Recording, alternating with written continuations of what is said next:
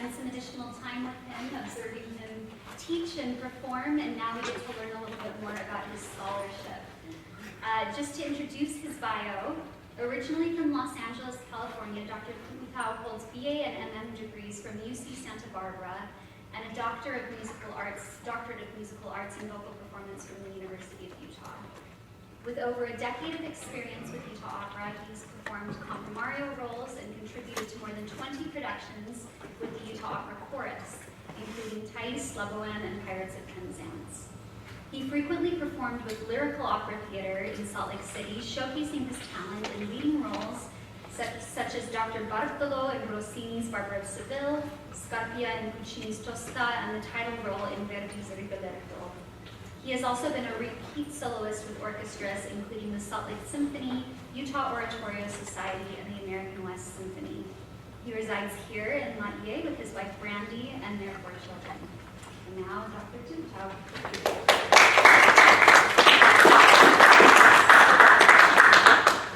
Thank you all for coming. I appreciate it. Of those that are forced to because they're on the committee or forced to because they're in class that made you come today. I appreciate you being here either way. And I'm excited to share some scholarship that I've done, some research I have for something that's near and dear to my heart. So to kick things off, I just want to give you a little background context to why Indonesia. So I can tell you honestly, before January 2005, I probably couldn't even pick Indonesia off of the map, which is probably right in line with the majority of my friends from the United States. Most people have no idea where it is. But on March 9th, 2005, which also happens to be one of our students' birthdays, the day she was born, was the day I checked into the MTC, the Missionary Training Center.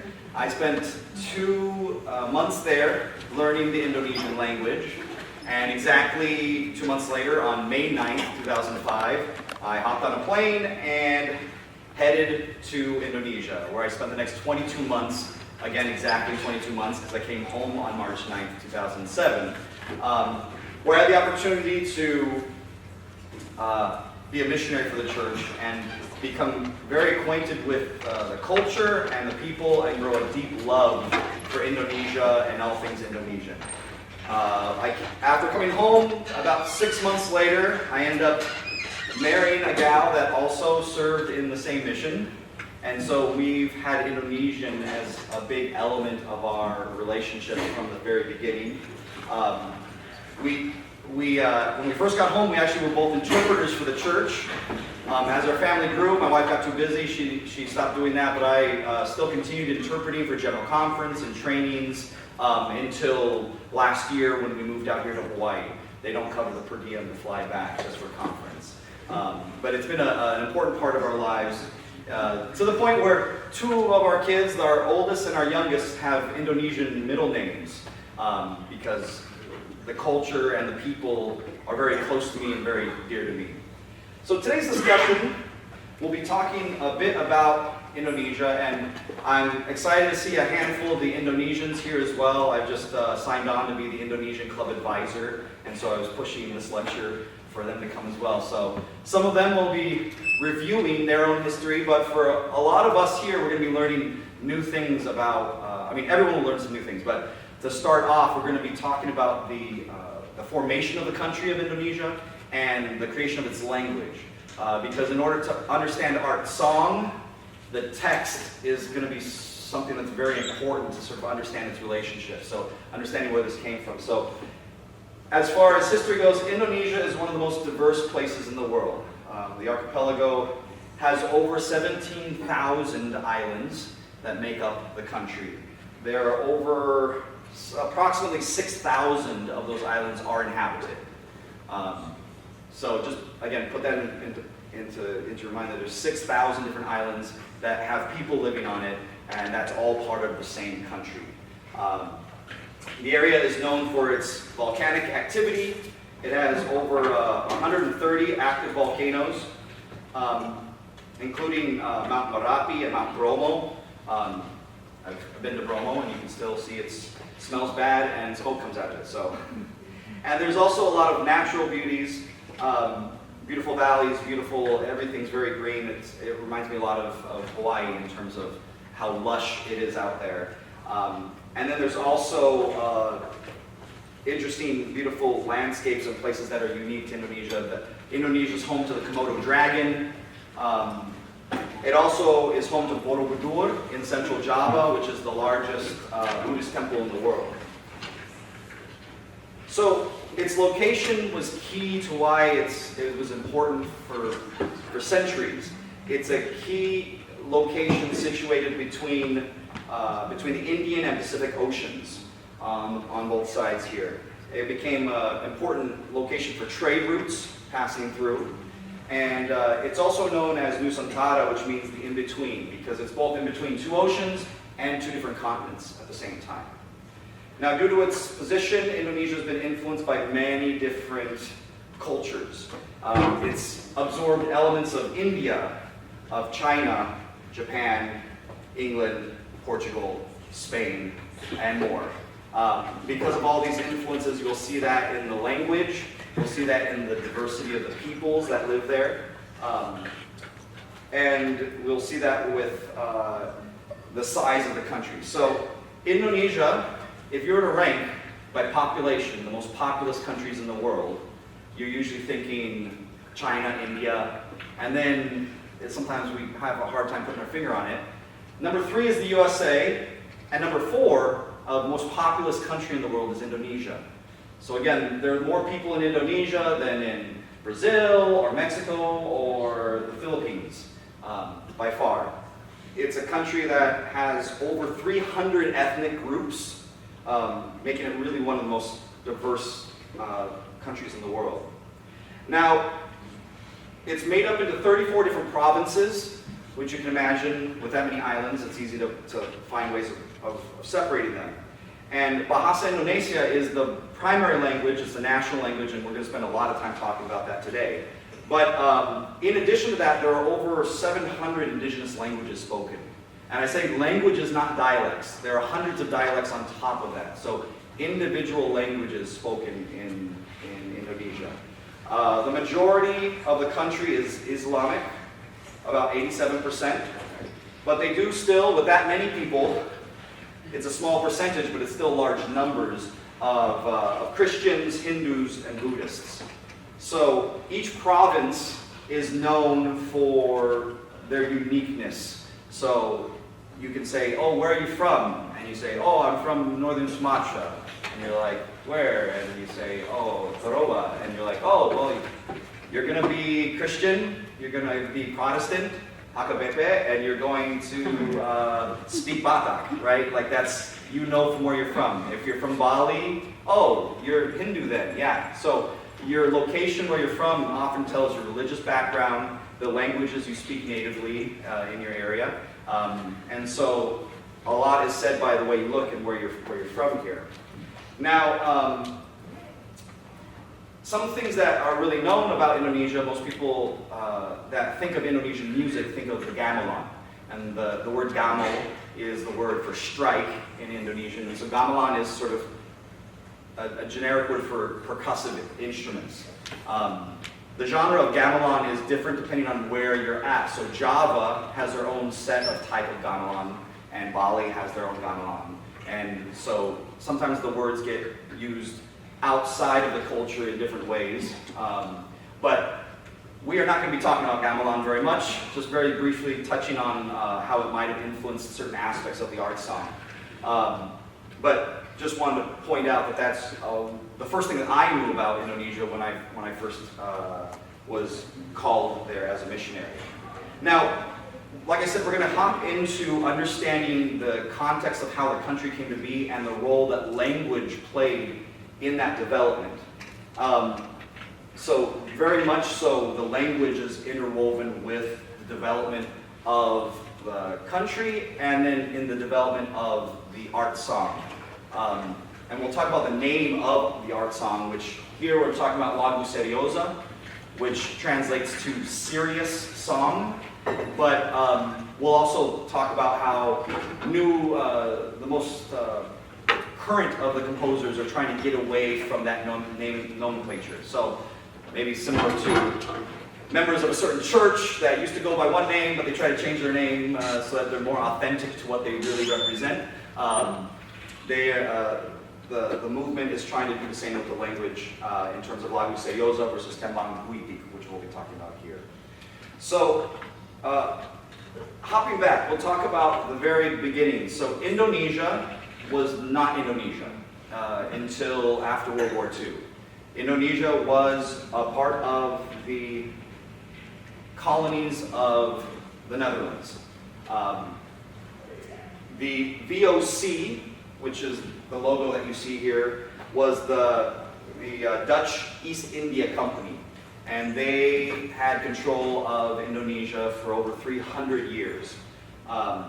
They controlled other parts of Southeast Asia as well, but Indonesia was the main seat of their power, where the Spanish and the Portuguese had more of a stake in, for example, the Philippines, and the English in India and Pakistan. So all of these regions were taken advantage of by different European countries at different times. So going into understanding the Dutch East India Company, they used Dutch as a language amongst themselves, but they didn't take time to teach Dutch to the natives, which is a little bit different than in other countries. For example, like in the Philippines, when the Spanish came in, right? That's why a lot of Filipinos had that exposure to other European languages, where they limited the use of Dutch as a way of control over the native peoples there. So generally, what languages people speak? They spoke their native languages. Like I said, there's over 700 that are spoken regionally. You were born into a village, and that was the language you spoke. But they sort of needed to develop a way of communicating with each other, and so they actually would use Malaysian, a version of Malaysian as a lingua franca, a way of communicating amongst each other. And so they use that as a way that they would communicate if they're trying to trade amongst villages and between different ethnic groups and populations throughout the whole archipelago. Now, we see here that Malay had been used actually for centuries before in that same context, and it just continued through during the Dutch colonization of the area. And we're going to see that this started as a role in terms of just commerce and that communication, and we're going to see how when Indonesia decided to try to build and create their own independence, how that would develop from there. Now, the Dutch weren't, like most colonizers, they weren't necessarily the best influence for the people that they colonized. They had what they call the cultivation system with the Dutch East India Company, where they basically forced the natives, the Indonesians, the people that live there, to plant crops that would make them money, not necessarily crops that would feed them and help them survive. So it's referred to as cultuur-stelsel, which is the cultivation system amongst the Dutch. So they had this cultivation system that they used. But among the natives in the country, they called it tanam paksa, which is forced planting. And so that included cash crops, so such as spices, tobacco, coffees, things that make a lot of money but aren't necessarily helpful for sustainability amongst the people. So often the natives were dealing with starvation and poverty and being impoverished by the system that was forced upon them there. Now the Dutch eventually started teaching Indonesians how to speak Dutch as a way of, changing policies and changing sentiment, of being more understanding and giving them opportunity. Now, what that did was it actually started gaining the ability for native Indonesians to gain Western knowledge. Without the Dutch language, there wasn't a basis enough in order to learn the technical skills needed. And we still see that reflected today in the Indonesian language. A lot of the technical terms are from the Dutch influence. For example, like even the word office is kantor in Indonesian, and that's directly from the Dutch. We see the same thing in the relationship with religion. Since Islam is the predominant religion in Indonesia, a lot of the Indonesian religious terms are directly transliterated from Arabic. So for example, when we pray, the word for God in Indonesian is Allah. So at sacrament meeting, we pray to Allah Bapa. So that's just the word, how it's translated. Same with the word for prophet, Nabi, the word for apostle, Rasul, and the word for prayer, Doa, are all directly related to the Arabic because of the religious connotation. So we see the Dutch colonists are starting to teach a little bit of the Dutch to the Indonesian, and it created a movement among the Indonesian people of a sort of educated middle class began to develop. And that middle class obviously can see the discrepancies and the unfairness that's happening amongst the people, and they start pushing towards further enlightenment among their people. The first creation of this organization, Budi Otomo, which is Noble Endeavor, it was in 1908, and it was basically, that sort of middle class, sort of educated group getting together and started making pushes towards the Dutch to create schools and education, ways to teach their students, which is great for Indonesians, and the Dutch are like, okay, and they start doing that until what happens when you teach people that they can learn that they're in a really terrible situation, they start getting pushed back. And so the Dutch then started backtracking on those options that they gave to the native Indonesians, because they started having more pushback and rebellion against their colonization, which obviously makes a lot of sense. But the schools that were created were in 1914. They created the Hollandisch Indonesische schools, which are the Dutch native schools, and they gave more access to the people. But that also created this sense of cultural self-awareness. Right? You start realizing, well, we have our own cultural things that we should be standing up for.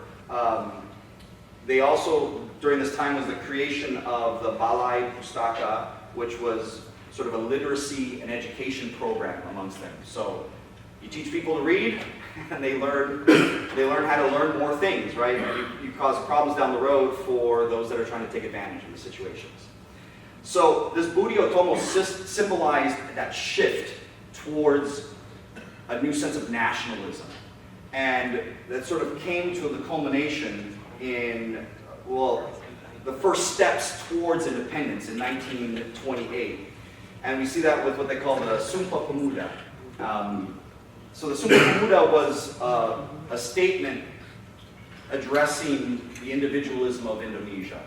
The Sumpah Pemuda had three main aspects that was being declared. The first aspect was, kami putra dan putri Indonesia mengaku bertumpah darah yang satu, tanah air Indonesia.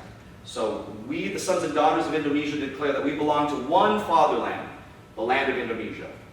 The second point was that the sons and daughters of Indonesia declare they belong to one nation, the nation of Indonesia. And the third point was, we, the sons and daughters of Indonesia, uphold the language of unity, the Indonesian language. So the term bahasa is the Indonesian word for language. So sometimes, especially expats or English speakers that come over, they say, oh, do you speak bahasa? Which is the equivalent of saying, like, do you speak language? Now we know what they're meaning, but the word bahasa is just the word that describes what language the country is from. So bahasa Indonesia is the term for Indonesian. If you want to speak English, it's bahasa Inggris. If it's German, it's bahasa Jerman. So that word bahasa is the word for language. And so they had this concept of one country, one language to unite under. Now that movement was a big deal, right? Because they're trying to push against their oppressors and try to get so the language became a symbol of their resistance, which is really an important element to think about. But language is one language for a country that has 700 languages. Which language do we pick, right? So what happened is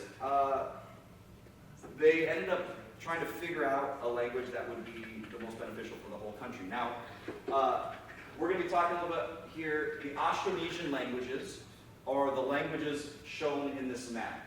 So in the Eastern Austronesian languages, we have the Polynesian, the Melanesian languages. And then when you get into the Micronesian and then all these others in Southeast Asia, the language family goes all the way from Madagascar to the Easter Islands. That's all one family of languages. Now, the borders that are shown on here show that there are a handful of Polynesian and Melanesian languages, but in the western area there are hundreds and hundreds of languages. And especially on the island of Irian Jaya and Papua New Guinea, it's one island that's split down the middle. Oh no.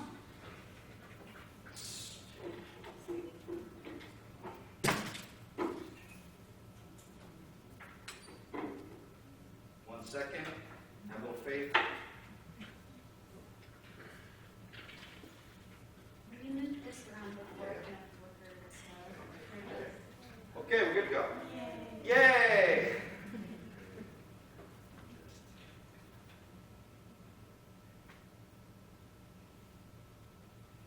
We'll have a little technical glitches. All right, here we go again. So, in Indonesia has so many languages, but some of the main languages that we like to take note of here include Javanese, which is the most prominent, but they also have the languages of Sunda, Madura, Bali, languages in Kalimantan, Toraja, and Sulawesi, languages in Bima and Sumba, and the list goes on and on and on. Out of curiosity, what languages do the Indonesians here speak besides Bahasa Indonesia? We have Jawa. We have some Jawa. What else do we have? Sunda. Bahasa Sunda. Ada yang bisa bahasa Batak? There's maybe one Batak? Okay. So we have a couple of other languages represented in this room as well. Which language do you choose? If you're thinking logically, right, you'd think maybe Java. I think most people don't, Java, they know that as either the computer language or the coffee, right? But it's the primary language, island in Indonesia. It's shown right here in red. Now I wanted to give you perspective on Java. Imagine the state of New York compared to Java. Java has 49,000 square miles, and the state of New York has 54,000 square miles. The population of Java is 154 million. The population of the entire USA is 346 million. The state of New York has about almost 20 million that live in New York. So imagine almost half of the USA living in the state of New York. And that is Java. At the time that Indonesia gained their independence, they had about 60% of the country spoke Javanese. So one would think, just make that the national language. 60% of the country speak that. But what would you do to the other 40% of the country? You'd alienate them. So what do? In their smart planning, they decide, let's alienate 100% of the country, basically, and create a new language based on a regional dialect. Not a dialect, but a regional language. And also, I was just going to point out here that if you also want to compare the island of Java, not the whole country of Indonesia, but just the island of Java, the purple countries are the only countries that have more people than Java. So all the rest of the countries that are in green have less people than the individual island of Java. So what language did they pick? They picked a branch, a type of Malaysian that was spoken in the Riau region, which is on the edge of Sumatra. This Malaysian was the basis that they used to then create what we call now Bahasa Indonesia. The influence of the language was actually influenced by all of those different languages that we mentioned earlier, and including the spelling of the language. So some of the older Indonesian words and the language had used Dutch spelling. So for example, in English, and in current modern Indonesian, they use the letter U for U. So like booty would be B-U-D-I. But in the Dutch spelling, they make the oo sound with the O-E combination. So you'll see that sometimes with the language spelled with B-O-E, the I's pronounced oodie in the same way. We'll also see that with some of the ch sounds, and we'll see that in one of the songs that we'll be looking at here. Now, as far as the timeline, again, given the timeline, you can't really see this here, but I'll just mention it, that we have in 1928 was the Youth Pledge, or the Sumpah Pemuda. That was when they started deciding they wanted to have their independence. And then in 1945, after World War II, they declared their independence. The Dutch were kicked out during the war by the Japanese during World War II. And then at the end of the war, the Dutch tried to come back in, the English tried to come in, everyone wanted to get a piece of Indonesia, and Indonesia was like, no, we're going to be our own sovereign nation. That was in 1945. It took until 1948-9 before they actually got recognized. But it was kind of like, we have our Declaration of Independence that we put out in 1776, but it took a while for us to kick the English out. Same thing in Indonesia. We're going to be looking at from the period from 1945 to 1965, actually from 65 and forward, as the different eras of Indonesian art song. So 1928 to 1945 is considered the first era. Then after they declared their independence and created their national language, that's sort of the second period of Indonesian art song. In the 60s to the 80s was another period, and then there was no Indonesian art song for decades, and then it sort of restarted back up in the 2000s. So this is just covering again those four periods that that we have of this genre.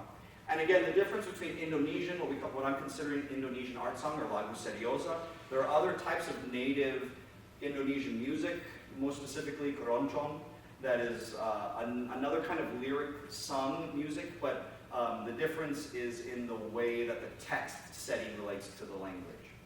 So just to, again, we don't have enough time to go through in-depthly each of those, so I'm just going to sort of throw out some information about each of these time periods. The first era had many different composers, and a lot of the sentiment was about nationalism. We see on here Rudolf Supratman. He wrote a song called Indonesia Raya, which has now become the Indonesian national anthem. So these songs are about patriotism, they're about unity, they're about being free from what they had going on. So that first period was that was sort of the earmark of this time period. Now, one of the main composers was Cornel Simandjuntak, and also to keep in mind was the notation of the time period.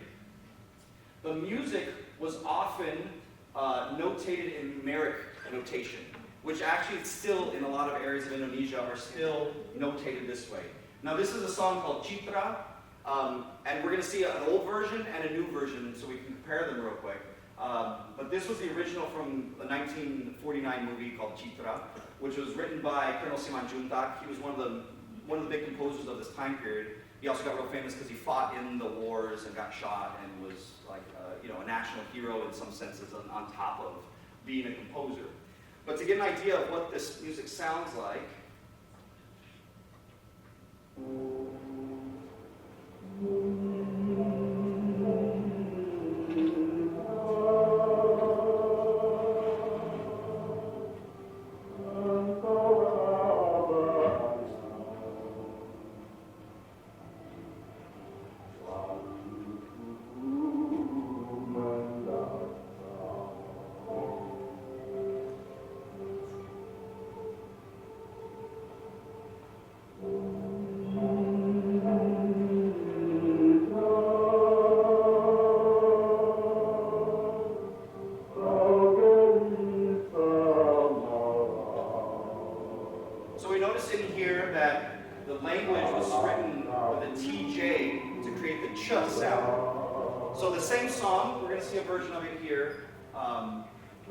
sung by a soprano, Jessica Januar.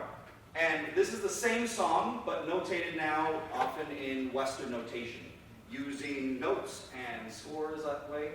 And we see the spelling is pronounced the same. It's still pronounced Citra, but it's with a more modernized spelling. And to get an idea of the same song, but how it would be performed in a modern setting.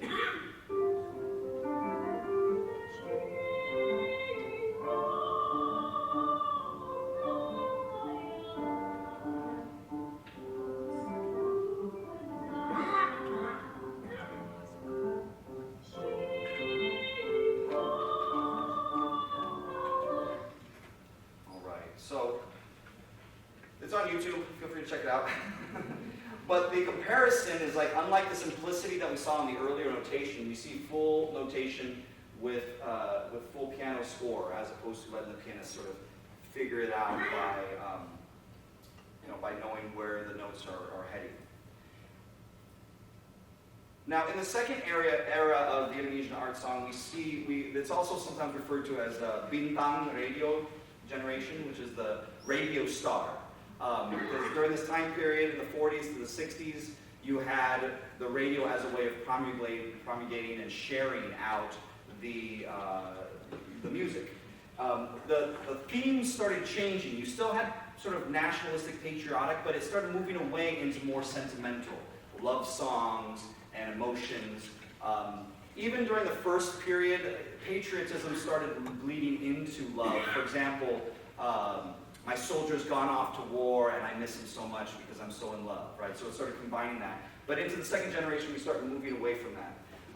And the example we have here is the first composer listed on here, Mochtar Embut, who was known for a prolific amount of music that he wrote in a short time. He actually died in his 30s. But he started composing at the age of 9, and he actually, when at the age of 17, traveled to Jakarta to study jazz with a jazz pianist. He was taught in schools, but he was also an autodidact, so he loved to read and he would learn a lot on his own. To get an idea of what his compositions would sound like, here is a sample from Chita, which is an older, again, we're going to one of these older recordings.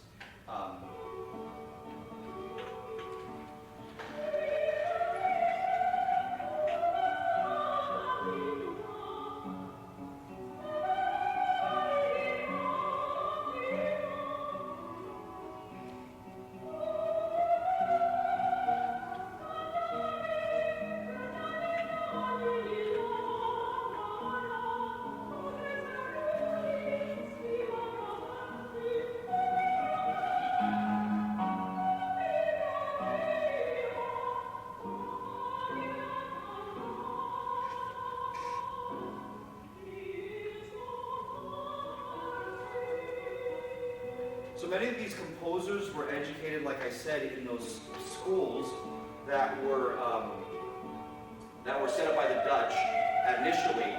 After the Dutch left, they continued to have that sort of process of education that had been set up during that time period. Now, the third period that we're talking about, the 60s into the 80s, was actually where Indonesian art song stopped. Suharto was the first president of Indonesia, Bung Karno, or Uncle Sukarno, because he was basically the Washington of Indonesia and loved by the people. He was president for nigh on 30 years, but when he was deposed and Suharto took over, and we're actually seeing that currently with the same different administration today with Indonesia, is that they come in with a lot of promises to make things better, and then they lock it down once they get in. Indonesia is very anti-communist, and a lot of communists were artists, which meant that if you're artists, you're probably communist, which meant that you're being persecuted. And so during this time period, basically all elements of communism were eradicated from the country, which meant a lot of performers and composers fled the country for their own safety. That also meant we had lack of government support for the arts, and because of that, this genre basically withered away. There are very few composers during this time period, and those that were composing during this time, their compositions aren't known for being very good. So it was marked by a period of turmoil and suppression of cultural expression, and a decline in the prominence of art song in the time period. Skip ahead to the 2000s, And we have a new guy who is a trained pianist who actually went to Europe to learn piano, and he won many awards. Ananda Sukarlan was born in 1968, not from a musical family, but was exposed to music early and showed a lot of promise and found opportunities to perform. After being in Europe for many years and gaining education and gaining some notoriety, recording albums, he moved to Spain for a while and was known for his collaborations with Spanish composers. He came back, to Indonesia with connections to Indonesia because that's his home, and he saw this dearth that there was nothing being composed during this time period. So in 2005, he wrote his first art song piece, and then he continued to compose, and he's composed hundreds of pieces of art music, including some operatic pieces as well. He calls them pocket operas. And he's single-handedly sort of trying to bring this genre back. My doctoral research, I found him through connections with finding the information and dissertations and stuff that was written on the topic of Indonesian Art Song. And I was able to connect with him, and I've been able to communicate with him as well. And he's pointed out in the last few years, he's still composing, but his topics have basically gone a little dark. There's some, in terms of the political situation in Indonesia is one of a lot of corruption currently. The former president, Jokowi, was just named on the list for corrupt leaders of the world from The Hague. So, go Indonesia, right? But when you live in a country where your political leadership is known for the corruption and not being very good, it makes it difficult to be an artist, and it also makes it difficult to write, sort of happy songs. But despite that, he's still been composing, and I ran across a song that he wrote recently, which is pretty fun. We're going to take a look at it here. The song is called Doa Orang Sibuk Yang 24 Jam Berkantor di Ponselnya. And it's the prayer of a busy person who works 24 hours on his mobile phone. The translation of this is, Lord, my phone was smashed by the earthquake. All my contact numbers are gone. The only one left is your number. And the Lord said, and that is the only number you never answered. So let's hear what this sounds like. This was, the poem was written in 2018, and it was set in 2021.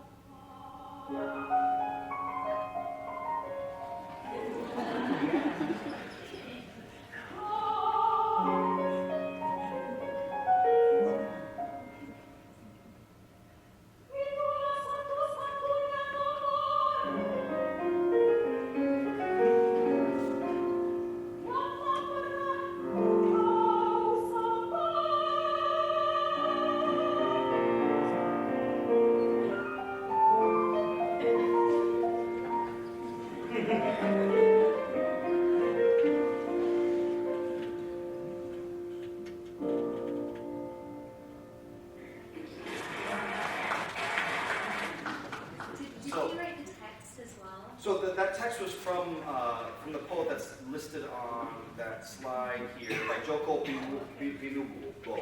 So he doesn't do a lot of the poems. He's been in correspondence with him. He's stated, I read a poem and I hear something and I write it. So he's an interpreter of the words of others. And getting into the last piece before I wrap up, because we want to have a little time for Q&A, was a poem, Aku Ingin Menjadi Malam, which was written by Sedikit Shah. The version I'm going to play for you here in a moment here was one that I sang in recital when I was finishing my doctorate. I did a lecture recital and I presented some of his songs and some of the earlier Lagu Seriosa as well. And I forgot to get into the point, we kind of skipped over that, but when Ananda Sukarlan came in, he wanted to change the name from Lagu Seriosa, which is serious song, to Tembang Puitik, which Tembang is kind of from a Javanese word, which is sort of sung or recited poetry, and Puitik is a variation of the word poetry. So really getting into the meaning of the words and the poems are what matter, to unite with the music to tell the story. So that's why the title of this lecture was Tembang Puitik instead of Lagu Seriosa, is because the movement in current day is moving towards trying to utilize the words and the music as the main source. And that's one thing that's different than, for example, keroncong music, which is a popular form of similarly lyrical sung music. I guess the closest equivalent I would say is it's like the difference between a Schubert lieder, where it's really text and music driven, versus like, you know, an Elvis Presley song, where it's you know, the language of the music isn't specifically tied to the words. Even though they both sound beautiful, they have different sort of points to them in how they're composed and how they're created. But Aku Ingin Menjadi Malam is a poem, and Sedikit Shah was actually alive when I did that 10 years ago. She has since passed 3 years ago now. But this is a very beautiful poem that, as we wrap up, this is the last bit that I'll be sharing. I want to just, maybe not, we don't have time, it's a 6-minute song, but it's on YouTube so you catch the whole thing. But I included the text here. There's, it's quite a long song, but I put it into the subtitles. So if you'd like to watch this, and as we watch this, you can see the meaning of the song as well.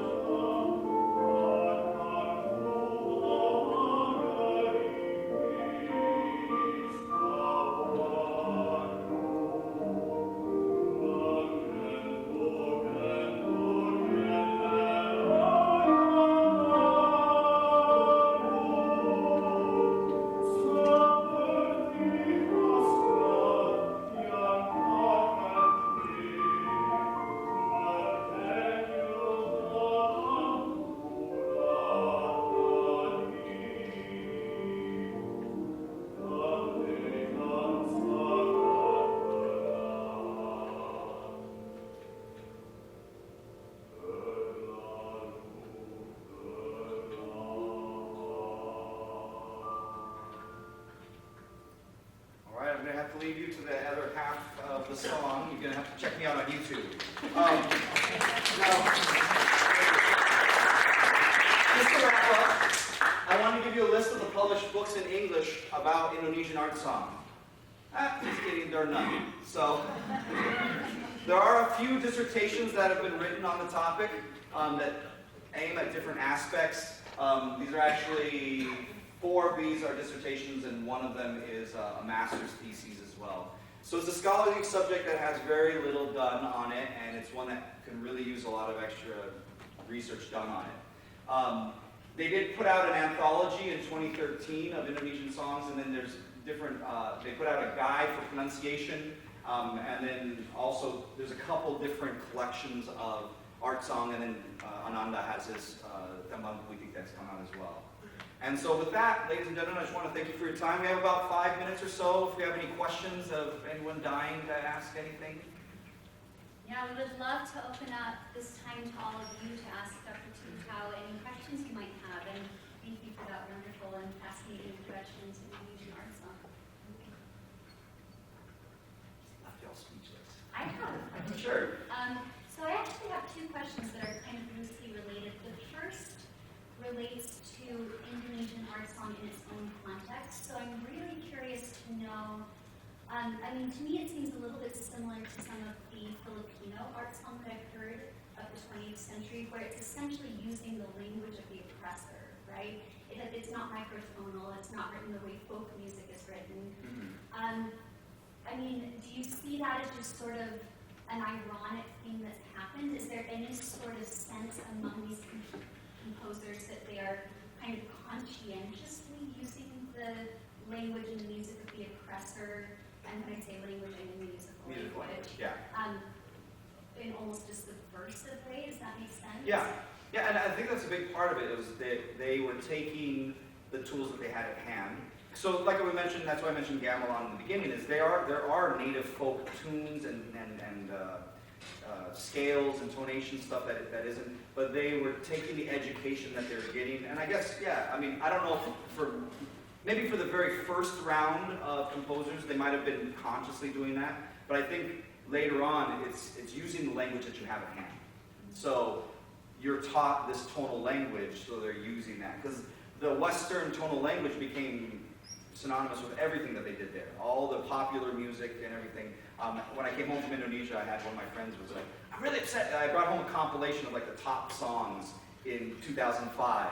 And she was like, this sounds just like the stuff here. So all the Western stuff is just everywhere. You know, it's just, this sounds like Britney Spears, but it was some other sort of Indonesian version. So is there a thriving folk music scene as well? I mean, do those two kind of coexist in dialogue with each other? Or I think they're very much separate in that sense. So really what the folk music does is influence the composers in terms of what they put in there. So Ananda Sukarlan, for example, he has maybe some elements of some of the scales that you might hear in a gamelan. But it's not so much like he studied that and he's trying to incorporate that. It's just, this is the language that I hear when I live in a place. I hear this poem, I see these people, I hear these sounds. Like we saw with the cell phone that gets incorporated in there. So it's more about taking the tools that are around them and creating, I mean, there's elements, some of the, especially like some of Mochtar Embut stuff, some of that older stuff, has very sort of Indonesian stylings within there, but it's not a full, it's more of an homage than a full incorporation into the music. So they're really using the Western language in and I guess music. my second question that's related to this would be just, what do you feel is the role of folk music, particularly from our target regions here in a university setting? Because I mean, obviously a lot of what you study utilizes sort of Western musical language, even though it's from Indonesia. Do you see there being a place for more indigenous folk musics as well? Oh, sure, yeah. I think the importance of bringing all elements of a culture together. And so again, today we talked about one element of unification for Indonesia, which was their language and using the song as a tool to do that. But you find your uniqueness in all those other elements in the folk music of the regions. And that's why it would be impossible to say the folk music of Indonesia, because we just talked about hundreds of different cultures. So it's like, which folk music do you mean? But I think they all have a place.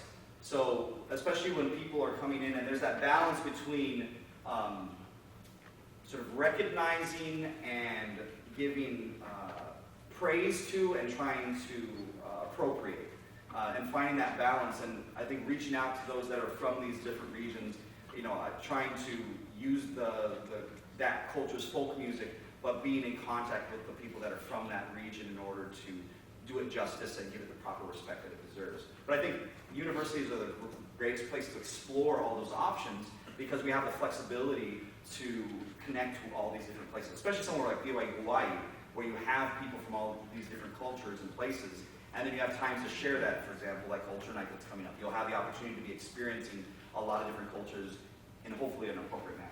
Yeah, can you see that influence in the local curriculum somehow? Because that hasn't really been done very widely at the university level yet, but BYU Asian Center is such a great place to try new things. Oh yeah. Can you think of anything that would be, particularly successful? Well, I think the biggest thing is just having the opportunity to explore these different repertoire and having especially as the voice teacher coming in for singing, exploring the opportunity for them to sing this repertoire and have it be approved, like an approved option for them. Because there's many schools that have like a classical track and they have this set a box of pieces that you have to do in order to fit in there. Here at BYU Hawaii, and predecessor before me did a big lift in order to open that box up to accept a lot of different genres and styles, whether Western or non-Western. And I think just having that open now, what we need to do moving forward is think outside that box that had been there before. Have opportunities and have people singing this different repertoire. And that will then set the precedence that that's just how we do it here. That here we do everything, a little bit of everything, and we do it all really well. And I think that would be the best way of getting that tradition and that culture moving forward. Thank you. Yes? So, I also used to study vocal a long time ago, but now I study anthropology. And I am not really familiar with Indonesia, so it might be some wrong questions. But I was wondering, since Indonesian art song is a heritage of colonization, right? So it's a colonialism, right? Then this Indonesian art song had created any kind of hierarchy in the sense of taking over the class and making into a classification of like, oh, Indonesian art song is higher than the local songs or traditions. Have that any kind of phenomenon happen in Indonesia locally? Because I know in Korea they do. Yeah. As far as I've been able to see and influence, is that not really, in the sense that this genre that we're talking about never became popular enough to take over. It was a way of unifying in some elements. They would have, especially in the radio generation, they would have a competition every year that was a big deal. So people heard the songs, and the initial songs were written in a very simple way so that mothers can hum the songs when they're putting their kids to bed and that sort of thing. But it never really gained enough popularity that it surpassed other interests in terms of pushing out folk songs or pushing out other styles. So there's a lot of, even Indonesians, I'm sure all the Indonesians here, they all probably just learned what Indonesian art song was today. But, so it's very similar to, for example, American art song, unless you study voice. I mean, there's a very famous composer, but most of the people don't know that unless you're in these genres. So this is the type of music that unless you've had exposure to it in some ways in the last few years, or unless you are really old and you knew it back in the 50s, it never really took over and kicked the other styles out, taking a hierarchy or place higher than those. But thank you. Dr. Gunn kind of asked this as well, but is there any overlap with Indonesian art songs to also incorporate more of the folk and more of the Yeah, especially a lot of the older stuff had elements of folk in there, but they were, again, less an authentic version of it. It's more, like, again, Western equivalent would be Puccini writes an opera set in Japan, and he has these Japanese idioms, but he like lived in Italy and never went there, so he's just like going off of what he knows, as opposed to, you know, moving to Japan and studying and creating that. So a lot of these composers grew up with this music, and that music, you know, the folk music, influences their Western, their Western-based compositions. But it's less so like, I want to take this folk music and turn it Western. It's more, I'm writing this music and this influences me, so I put that into my music. But most are Western based. Yeah, they will all be, they're tonal, they're written for piano and voice. Yeah. And that's why it's a bit unique and no one really knows it, is because, again, when you talk about gamelan music or other types of suling, flute music that they have, there's a lot of ethnomusicology studies done on those topics, but very little on this sort of niche Western-based Indonesian art song. So if we do open up sort of what a vocal performance major can do, and we get people sort of saying, hey, what's culturally relevant to me, and how challenging do you see it being learning how to, as a voice teacher, to, number one, teach that music, and then number two, to evaluate that, all of those different styles of music in, say, juries? I think it just comes down to how much work you're willing to put in terms of getting your own education and breadth of understanding. And also the change of our mentality of this music's better than that music. And I think that's the problem that a lot of schools have is, oh, well, classical, opera is better than pop music. And if you have that mindset, then yeah, that would not work. You can't think out of that box. But here we've already gotten them, I feel like the program has moved in a direction that healthy vocal production can happen in any genre and any style of music if it's done in a healthy, natural manner. The stylings will be different, and that's what's going to take the education of learning how these different styles. But we have that already with, like a classically trained musician like myself. I have to, brush up often on how to coach contemporary music, pop music, to make sure that I'm having how the stylings are of that thing. So we're always branching out in our areas. So maybe we have time for one more, and then I don't want to keep you guys for too long. So I know it is a very limited research in this area. What are your plans to contribute to this research? So just to continue, we need some books. We need some English books on the topic. Like I said, there's one book that I showed on the one slide, which is a pronunciation guide that's in Indonesian. So it's an Indonesian pronunciation guide for Indonesians. It's not even in English. There was an anthology that was put together in 2013, which is a good step in the right direction. It has some transcriptions and English translations and IPA. But just to have that continue, as well as finding ways of connecting with what's currently being composed. And that's actually why I did my dissertation on Ananda Sukarlan, because everything he writes is brand new, so it's original research. And as a grad student, that's what you want to go for, is original research. But yeah, just finding ways of codifying what's already being done, because currently there's several dissertations, but they're here, there, and only some of them are referring to the other ones. So just finding ways of connecting, and especially in our digital age, of finding ways of connecting. Like in this research that I did right now, I'm finding stuff, again, I did my research 10 years ago. I'm finding new things that have been published since then. And thinking, there's this, someone in, Rochester, New York that lived in Indonesia and did some research on there. I need to friend him on Facebook and connect with him about stuff. So continuing to build on that. So what kind of research methodologies would you use for that? I guess it would just depend on, again, moving forward from here, what we're trying to do with it. I'm trying to, and what the book would, if you're writing a book or if you're just writing articles. For example, like NATS is the National Association of Teachers of Singing. They publish a journal of singing every year. Recently, I saw some articles on, like, for example, Japanese folk, art song, and thinking of using those platforms. And again, if you're doing it for a more scholarly group, then you're going to have a different sort of approach than if you're just writing a book for the layman to read, to sort of learn more about the subject. Oh, and then whether the target is, U.S. people that don't know anything, or the Indonesian crew that knows that as well. So the answer is, it will depend on what we're aiming for, how we go about the research on that. So, thank you so much, everybody. I know we went a little over, but was a bit naughty thing.